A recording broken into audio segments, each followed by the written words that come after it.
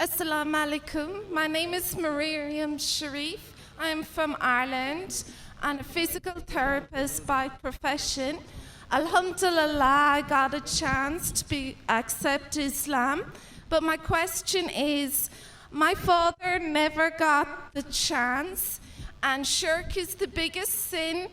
And I want to know if there is a specific dua or something I can read on his name so that his sin will be forgiven.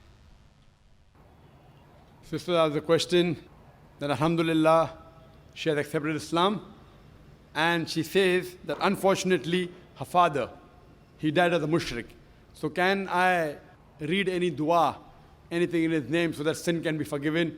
Sister, the Quran says in Surah Nisa chapter number 4 verse number 48, Surah Nisa chapter number 4 verse number 116, that if Allah pleases, He may forgive any sin. But the sin of shirk, He will never forgive.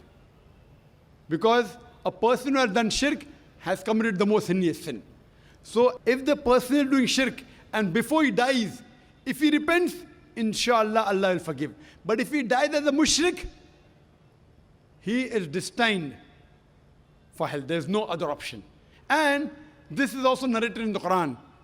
When Ibrahim alayhi salam, Prophet Ibrahim, when he prays for his father, who was a mushrik, then a verse was revealed that when the person is alive, you can ask Allah to give hidayah to your parents, to your father, to your mother, to your brother. May Allah guide them to the straight path. But if they die as a mushrik, and if you know they died as a mushrik, you cannot pray for them. You can only pray that, oh my God, oh my Lord Allah, make from my offsprings Muslims who will submit their will to Allah.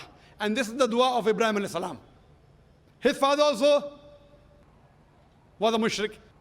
But he does a dua in Surah Ibrahim, chapter number 14, the last few verses. He prays that make my offsprings those who would submit their will to Allah, who will be Muslims. And we find that both his children, Ishmael alayhi salam and Ishaq alayhi salam, both of them became messengers of Allah subhanahu wa ta'ala.